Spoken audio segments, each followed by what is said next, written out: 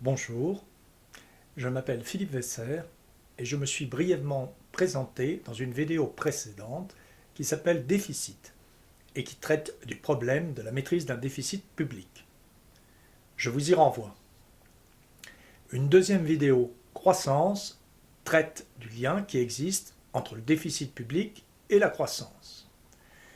Ces deux vidéos tirent les conséquences d'une relation qui pose que la somme des soldes des secteurs qui composent une économie est nulle. Cette relation est bien connue des comptabilités nationales. Elle a aussi été établie et utilisée par Gurley et Shaw dans un livre paru en 1960 et qui s'intitule Money in a Theory of Finance. Mais elle est d'ordinaire très peu utilisée par l'analyse économique, qui lui préfère, pour traiter des conséquences des relations entre secteurs, une autre relation beaucoup plus complexe. Nous allons nous intéresser dans cette vidéo à cette autre relation et montrer en quoi elle masque le problème très important traité dans la vidéo Déficit, celui de la maîtrise de leurs soldes par les secteurs. Petit rappel au préalable de notions exposées dans la vidéo Déficit. Le solde d'un secteur est défini comme le solde dans son activité économique entre la somme de tous les revenus qu'il encaisse en provenance des autres secteurs et la somme de toutes les dépenses qu'il décaisse vers les autres secteurs. Les revenus et les dépenses considérés sont les revenus et les dépenses de toute nature que l'activité économique occasionne. Nous avons bien dit de toute nature. Les dépenses d'investissement font donc partie des dépenses aussi bien que celles de consommation. La somme des soldes des secteurs qui composent une économie est alors nulle. Elle est en effet égale à la différence entre la somme de tous les revenus entre secteurs et la somme de toutes les dépenses entre secteurs. Et à chaque revenu correspond une dépense qui lui est égale et réciproquement. Et pour cela, il y a une condition, que le système de comptabilité nationale employé soit tel que tout revenu comptabilisé par un secteur soit en même temps comptabilisé en dépenses par un autre secteur et réciproquement. Le solde d'un secteur est aussi égal à la somme des soldes des unités économiques qui composent le secteur. Le solde d'une unité économique est défini comme le solde entre tous les revenus et toutes les dépenses qui résultent de ces échanges avec d'autres unités économiques, qu'elles appartiennent ou non au secteur en question. Les revenus et les dépenses qui résultent d'un échange avec une unité du secteur font partie des revenus et des dépenses internes au secteur. Les revenus et les dépenses qui résultent d'un échange avec une unité d'un autre secteur font partie des revenus et des dépenses externes du secteur, celles qui servent à définir le solde du secteur. La somme des soldes des unités du secteur peut être organisée comme la somme d'une part du solde entre les revenus et les dépenses internes au secteur et d'autre part du solde entre les revenus et les dépenses externes au secteur. Cependant, si la comptabilité employée respecte la règle selon laquelle tout revenu est comptabilisé en dépenses et réciproquement, à tout revenu interne au secteur correspond la dépense interne qu'il annule et réciproquement. Les revenus et les dépenses internes s'annulent deux à deux. Et le solde entre les revenus et les dépenses internes au secteur est ainsi nul. En revanche, les revenus et les dépenses externes ne s'annulent pas deux à deux. Un revenu externe est comptabilisé comme revenu dans le secteur de l'unité qui le reçoit, mais comme dépense dans le secteur d'où il provient. La somme des soldes des unités du secteur est finalement égale au solde entre ses revenus et ses dépenses externes, autrement dit, au solde du secteur tel que nous l'avons défini. Que se passe-t-il si le système de comptabilité employé ne respecte pas la règle selon laquelle tout revenu est comptabilisé en dépenses et réciproquement? Supposons qu'il y ait une exception à cette règle.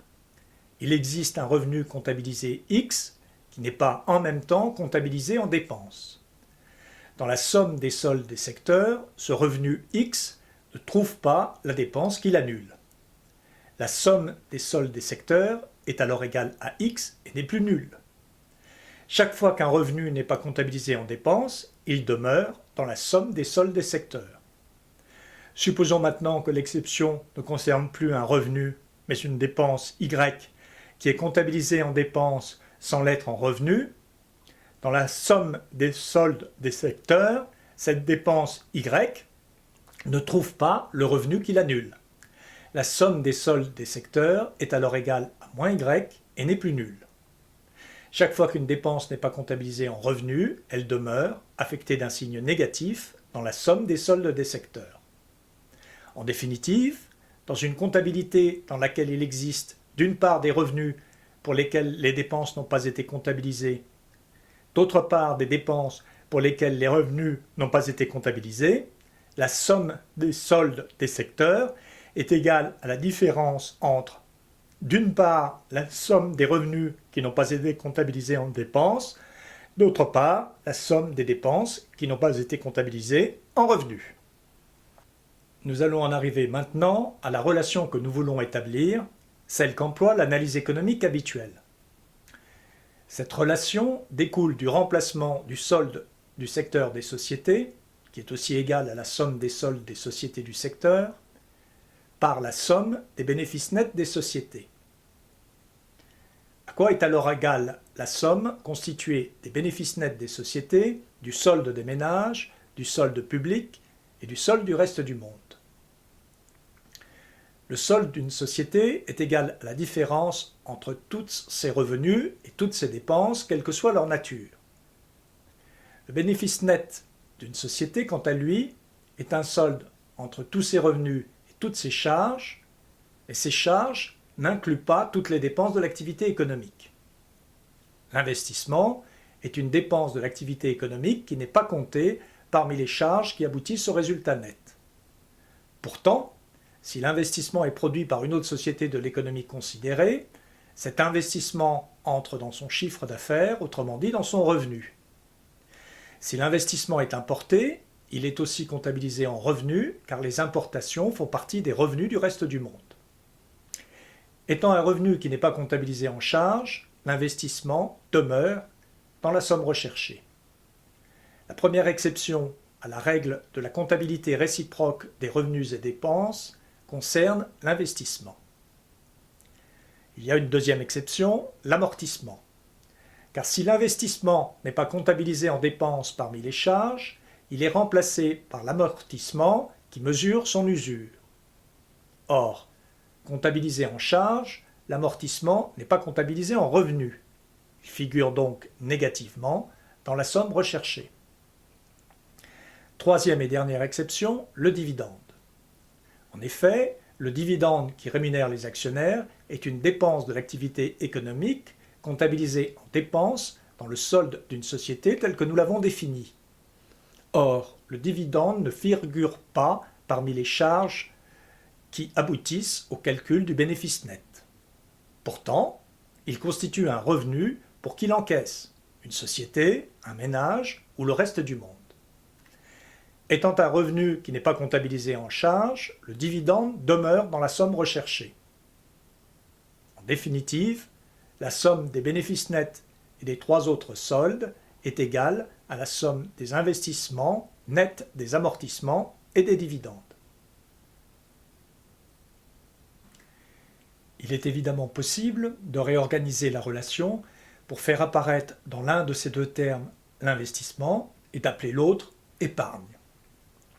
Cette nouvelle relation serait rigoureusement exacte, mais elle ne représenterait en rien le financement de l'investissement par cette épargne. Car l'apparition de l'investissement dans l'équation résulte de l'application d'une convention comptable. Il est vrai qu'au plan microéconomique, l'investissement d'une société est un décaissement, un flux sortant de la société qui doit être financé.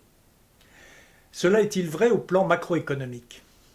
Un investissement peut être soit produit dans l'économie concernée, soit importé. Lorsqu'il est produit dans l'économie concernée, l'investissement est un flux interne au secteur des sociétés.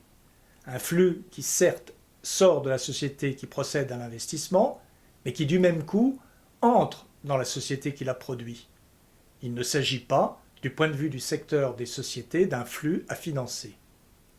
En revanche, lorsque l'investissement est importé, il constitue effectivement un flux qui sort du secteur des sociétés et par conséquent d'un flux à financer. Mais ce flux est déjà représenté dans la relation. En effet, le terme « solde du reste du monde » est un raccourci qui signifie différence entre les revenus et les dépenses du reste du monde. Et les importations, et parmi elles les investissements importés, sont des revenus du reste du monde. L'investissement importé figure deux fois dans la relation. Une première fois dans le solde du reste du monde, sous la forme importation, et c'est là qu'est posé le problème macroéconomique de son financement, mais de l'investissement importé seulement, et une deuxième fois sous la forme investissement.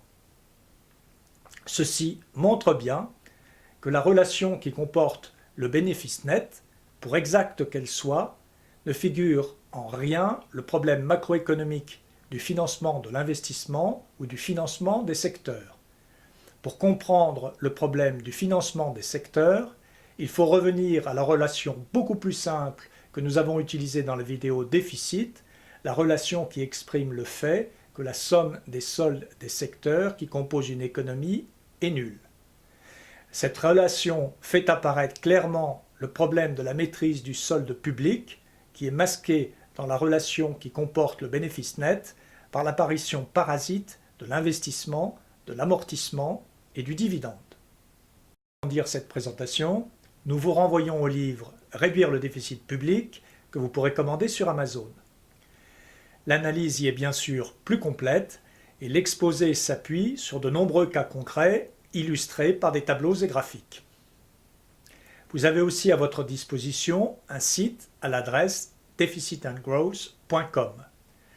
Vous y trouverez les données relatives aux pays pour lesquels l'OCDE fournit les éléments nécessaires à notre méthode d'analyse. Vous pourrez consulter ces données mises en forme selon notre méthode et vous pourrez aussi manipuler ces données à l'aide d'outils de simulation.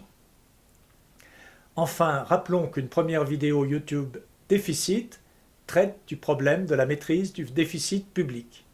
Une deuxième vidéo Croissance traite du lien qui existe entre la croissance et le déficit public. Tous ces travaux sont aussi disponibles en anglais. Merci beaucoup de m'avoir écouté. Vos commentaires ou remarques éventuelles sont les bienvenus. Veuillez les adresser à deficitandgrowth@gmail.com.